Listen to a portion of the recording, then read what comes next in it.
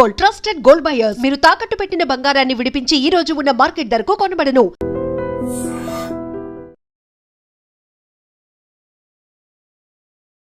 Welcome to IG media.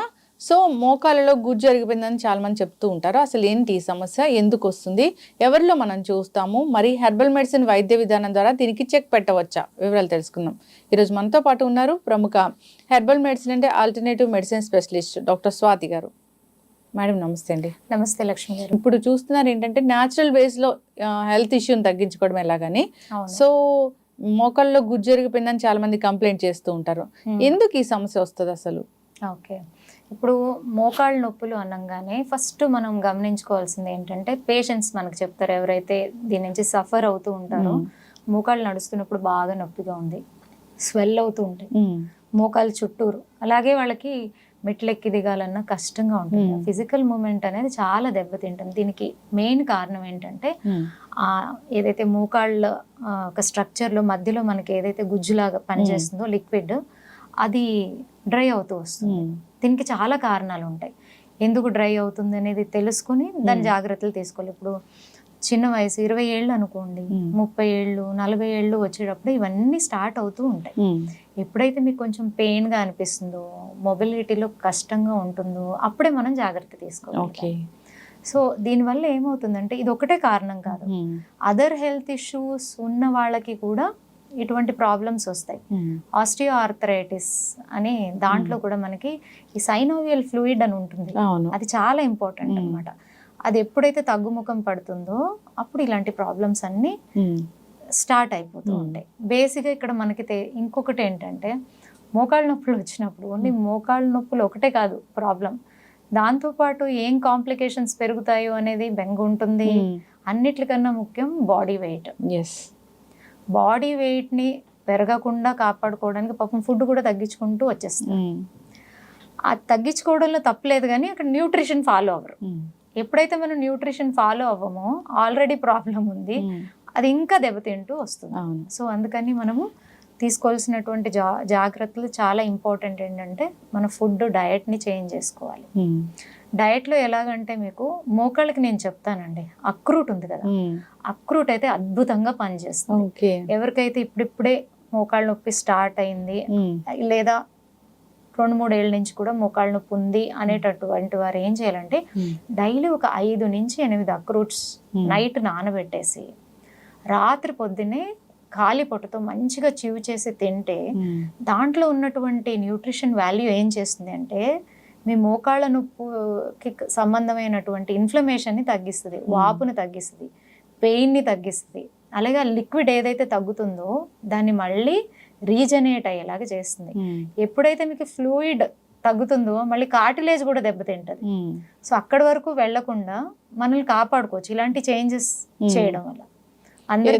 ముందుగానే కొంచెం symptoms కనిపిస్తానే follow అయితే మంచిది. ఫస్ట్ ఫాలో అయితే వాళ్ళకి కంపల్సరీ 1.5 మంత్ వాళ్ళని ఒక్క రోజు కూడా మానకుండా చేయమనండి, మంచి రిజల్ట్స్ వాళ్ళే చూస్తారు. అరే చెప్పారు కదా 4 రోజులు పాటించి ఇంకా తగ్గలేదు అని అంటే కుదరదు. మనం మినిమం 1.5 మంత్ దాన్ని రెగ్యులర్గా తీసుకుంటూ ఉంటే మన నీలో చేంజెస్ మనమే గమనిస్తాం.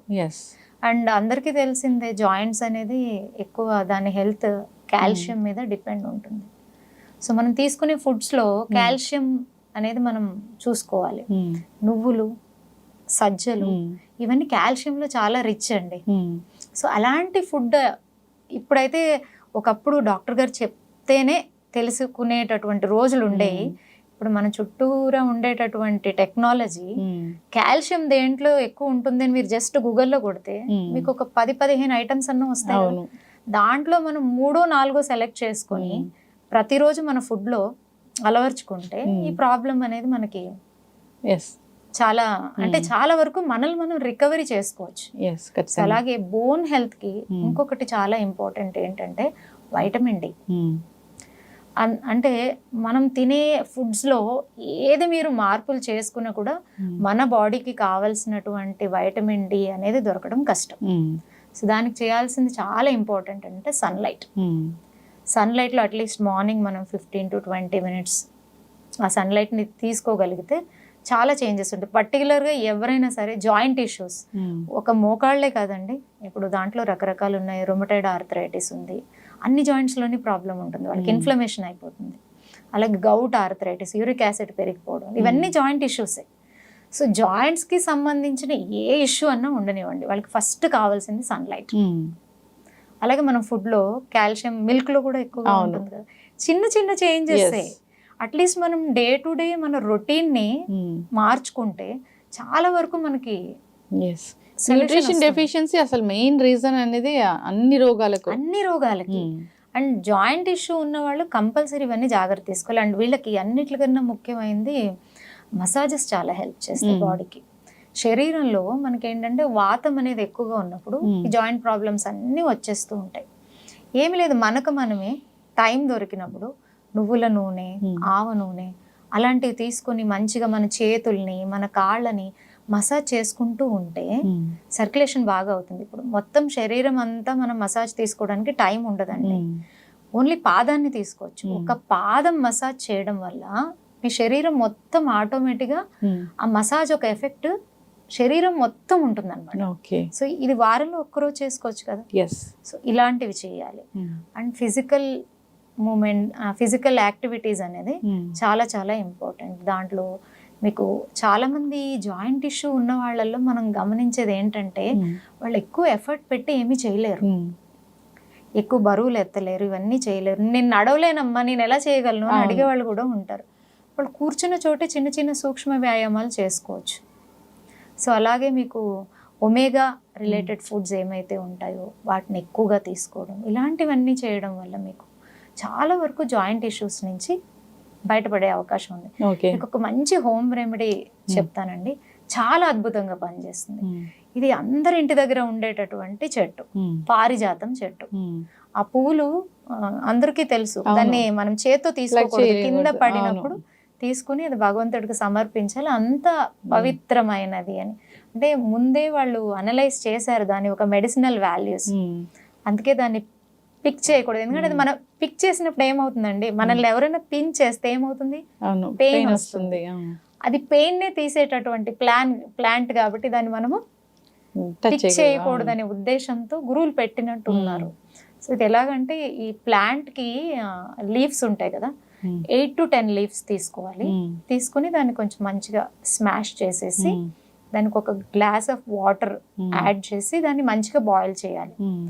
బాయిల్ చేసేటప్పుడు కొంచెం జింజర్ని యాడ్ చేయడం వల్ల దాని ఒక మెడిసినల్ వాల్యూ ఇంకా పెరుగుతుంది.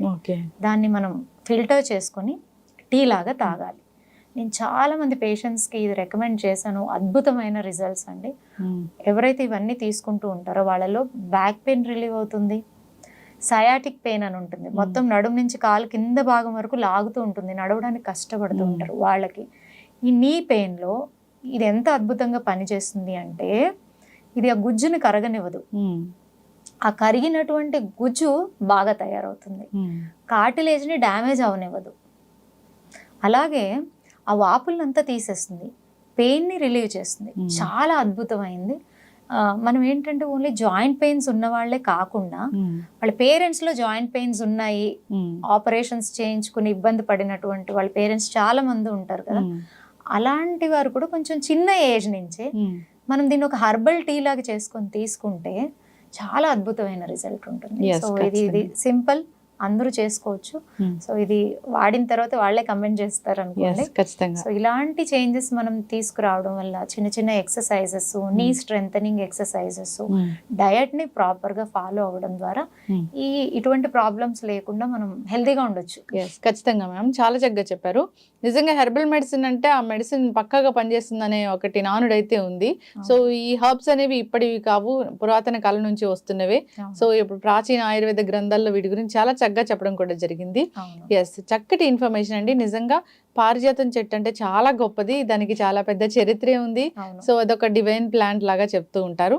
సో అలాంటి దాంట్లో మెడిసినల్ వాల్యూస్ అంటే చాలా చక్కగా చెప్పారు. సో వాడుకోవాలని కోరుకుందాం. ఎవరికైనా ఇంకా ఇబ్బంది పెడుతూ ఉన్నప్పుడు ఒక హెర్బల్ మెడిసిన్ స్పెషలిస్ట్ గా మీరు వాటిని తగ్గిస్తారు కాబట్టి కాంటాక్ట్ చేయాలని కోరుకుంటున్నాం. తప్పకుండా. Yes, thank you so much. మేము హర్బ్స్ ని కూడా అంతే స్పెషల్ గా సెలెక్ట్ చేస్తాము. ఒక నీ పెయిన్ ఉన్న వాళ్ళకి ఒకే ప్రాబ్లం ఉండదండి. సో వాళ్ళకున్న అదర్ ఇష్యూస్ని కూడా కన్సిడర్ చేసి అప్పుడు వాళ్ళకి సంబంధించిన హర్బ్స్ని ప్రిపేర్ చేసి ట్రీట్ చేయడం జరుగుతుంది. అప్పుడు మంచి రిజల్ట్స్ ఉంటాయి. ఎస్, డిపెండ్స్ ఆన్ వాళ్ళ మెటబాలిజం, వాళ్ళకి ఎన్న other health issues. Even diabetes ఉన్న వాళ్ళు కానీ థైరాయిడ్ ఉన్న వాళ్ళు కానీ వాళ్ళకి ఇంకా కొంచెం ఇష్యూ ఇది పెరుగుతుంది అనమాట. అవును, ఎస్. చక్కటి ఇన్ఫర్మేషన్ అండి, ధన్యవాదాలు. Thank you ma'am.